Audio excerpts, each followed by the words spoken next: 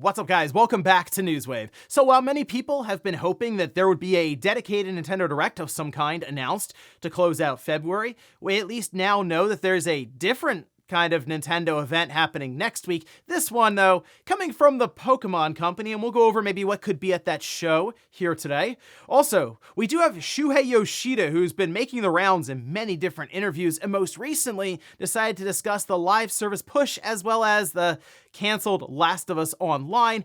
And we have what's probably the most left field game announcement that I can remember in quite some time, going back now multiple decades for an anime that I remember from when I was really young, and now it's getting a new entry, at least for the video game. So if you guys enjoy these videos, make sure you hit that like button, helps out a ton. And if you're new here to the Spawn Wave channel, make sure you subscribe down below. And of course, members for the channel do get Newswave early. If you would like to learn more about that, click the join button down below. And we're going to start today with Tony Hawk Pro Skater 1. I know, once again, this time though, it's funny, we just discussed the idea of it maybe shadow dropping this summer. Well, it seems we may actually find out about this remaster, this remake, much sooner than that. In fact, it could actually be revealed in a couple of weeks. And it's a fun way for Activision to sort of do this, because they're actually kind of teasing it in their most popular game, that being Call of Duty. We can see this posted up. This was actually mentioned by Charlie Intel with a screenshot saying, looks like a teaser for something related to Tony Hawk's Pro Skater has been found in Black Ops 6 Grind multiplayer map. It's clever. And you can see it says, announcement on March 4th. Well, interestingly enough, March 4th is 3/4. What are we thinking? Well, Tony Hawk Pro Skater 3+4, again, following up 1+2. In fact, in replies to this tweet, we have Tony Hawk himself with little eyes, and then we also have Xbox doing the same thing in response to him. So, yes, sure, it would be disappointing, but also funny if it was a skin for Call of Duty where you can play as Tony Hawk, run around, take people out, and then 900 on their dead body after knifing them going around a corner or something. But I think we're most likely, yes, looking at Tony Hawk Pro Skater 3+4 getting a reveal, or at least some kind of announcement trailer, maybe, and then it coming out months later. I still think over the summer makes the most sense for this game, but hey, we'll find out here in a couple of weeks on March 4th. Also, while Astro, the game, is getting updates for different speedrun levels each week now for the next few weeks. In fact, we just had a new one come out yesterday, so check that out if you haven't already. There is a bot, of course, at the end, and I won't spoil it for anyone, but it's definitely worth trying to make that push through. But in this case, it looks like Astro's Playroom got an update. In fact, they changed like the opening title screen art and even on the PlayStation 5 dashboard, as well as adding more merchandise to it technically, but that's kind of the idea, right? This is a way for you to get to know PlayStation's products, and decided to add in, as you can see, this was from Genki, the PlayStation 5 Pro. You also have the Pulse Explorer earbuds and the Pulse Elite headset. So I know it's product placement, but it's Sony. It makes sense. And it's fun that Team Asobi is still going back and even updating Astro's Playroom, which is one of the best selling games ever, right? Like 75 million or so. Yes, I know. It comes with the PS5, but still, it's a pack-in game. It was there. But either way, if you haven't checked it out and you want to make sure you still have everything 100% complete in your Astro's Playroom, you want to sign in, update it, and at least grab some of the new products that are added to the claw machine. Today's video is sponsored by the Retro Fighters D6 Dreamcast controller. Yeah, you heard that right. A new controller in 2025 for the Dreamcast. This one is set up perfectly for fighting games with the 6-button gamepad design using low latency 2.4 GHz wireless technology. Along with the Dreamcast, the D6 is also compatible with Switch and PC. The rolling D-pad and face buttons are super precise, giving feedback with the integrated Kale micro switches. The D6 features multiple modes, so you can switch between using the left stick, right stick, and D-pad configuration anytime a game calls for it. An attachment for the Dreamcast that's included lets you plug in your VMU, so there's no need for an extra controller to be plugged in just to read your save files. The Dreamcast has a deep library of classic fighting games that still look and play awesome, and the D6 really takes the whole experience to the next level. Click the link in the description below to learn more about the D6 and use code SpawnWave for 10% off any items in their store. Thanks to Retro Fighters for sponsoring today's video. And guys, with some of the quick news news out of the way, let's get into the bigger stuff. Let's start right away with a Nintendo event next week. In fact, Nintendo themselves actually retweeted, quote tweeted this announcement here. We can see this from Pokémon saying, "Here we go, trainers, February 27th, 6 a.m. Pacific time." Whew, that's okay. So, shout out to the people over there on the West Coast. Got to get up extra early for this Pokémon Presents, 9 a.m. Eastern here. So, I'll be okay there in the morning. But I know people were hoping for a Nintendo Direct to drop randomly as we've gone through this week. Has not, at least at this time, materialized. So in this case, we were expecting some kind of event for Pokemon Day, as it did leak out that a Pokemon Presents was happening. And it looks like we're going to get one as expected. However, naturally, after this gets posted, all kinds of wish lists follow in replies and then just in general social media and on YouTube. I keep seeing the idea that the Game Boy Pokemon games would be added to NSO. That would be awesome. Blue, red, yellow, even just those would be really cool with the online features that we have for NSO. We'd be able to trade back and forth, and just having those, at least for the NSO subscription, would make it, I think, just significantly more valuable overnight for many, many people. But I don't really expect that one, unfortunately. No, I think when we go into this event, we should mostly expect things just outside of games, of course. So you'll have anything when it comes to different media. You could have like anime stuff. Obviously with the cards, that'd be big. Merchandise, cell phone games. And then we would most likely get to at least a couple of Switch reveals. Now, Pokemon Legends ZA, that's clear. I think we're going to get a release date for it. And I wouldn't be shocked if it's in the first half of this year. And we might just be a few months away from that game coming out. It's been a long time, really, since we've heard much of anything about it. And even that initial trailer left a lot of questions, right? So I think this is the time where they really at least give us an idea as to what we're looking at here and when we can, yes, give them money and buy the game. Now, on top of that, it wouldn't shock me if we heard about the new generation games, but I also think it's very likely we could see some sort of remake similar to Let's Go, Pikachu and Eevee. I mean, it would make sense that they would continue that series because it sold well for them. And it does work to, I'd say it works as a good stepping stone for maybe a younger audience, even to the newer Pokemon games with like Scarlet and Violet and stuff. Having Let's Go Pikachu and Eevee there, that is geared more towards a younger audience, makes a lot of sense for them. So wouldn't surprise me if maybe we got that and then Pokemon Legends ZA. But I will be there holding out hope like everyone else that they decide to throw us a bone and drop something on NSO. And if it's not, I mean, yellow, red, blue, or any of the other mainline games from back in the day on the Game Boy and the Game Boy Advance, I mean, come on, Pokemon Pinball, right? Like, what's the holdout here? Why don't we have either one from the Game Boy or the Game Boy Advance? You might as well drop them both on there. Get something for the regular $20 tier, and then something for that expansion pack tier at $50. That would be awesome. Not as good, of course, the main line, but I mean, it'd be close. Next up, let's talk about Nintendo and a funny bundle, technically, with the timing for it, because I don't really advise anyone to buy this thing, but I guess in the same sense, it would at least line up for Mario Day. So we can see this was shared. This is by Bilbil over on Twitter, of course, attached to D-Labs. They have insight to a lot of retail listings and stuff that aren't necessarily public yet, although this one did technically go public a bit early. Now, okay, so before the Switch 2 Direct, a new bundle will be released soon in North America. It includes a Switch OLED with the blue and red console, the Super Mario Bros. Wonder, so the voucher, and then a 3-month NSO membership priced at $350. I will say, I mean, a bundle like that, $350 with Mario Wonder and then 3 months for NSO, it's not bad. Like, technically, price-wise, it's very good.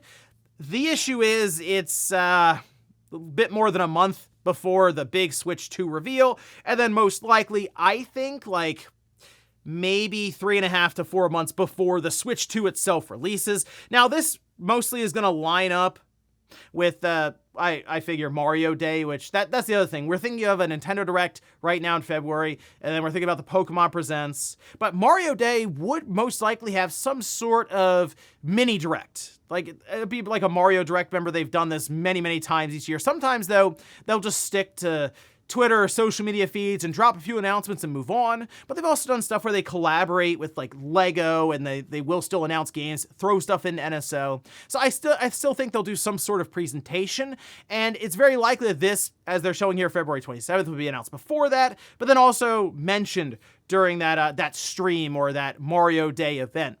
I mean, it's still possible they could throw a few things out there, just kind of the things to bridge the gap to the Switch 2. Anything they do release or announce, we assume, would work for the new system as well, with full backwards compatibility or 99% backwards compatibility. So if I had to just say, let's throw something out there that would be really awesome, but I'm not expecting, we gotta get Mario Galaxy 2 on the current Switch, right? Like, we have the Mario 3D All-Stars collection, but we don't have Mario Galaxy 2.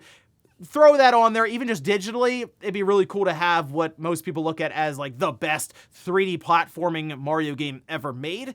But I guess we'll see. Otherwise, though, hey, you got a Switch OLED Mario Wonder Bundle that you can probably walk right past right now. As we all know, of course, the Switch 2 is right around the corner. Next up, let's talk about Shuhei Yoshida and some of his comments around the live service initiative at Sony, and even the Last of Us online multiplayer that was canceled, like the live service multiplayer from Naughty Dog, which is still, I think, a sore spot for many Last of Us fans out there. The what could have been.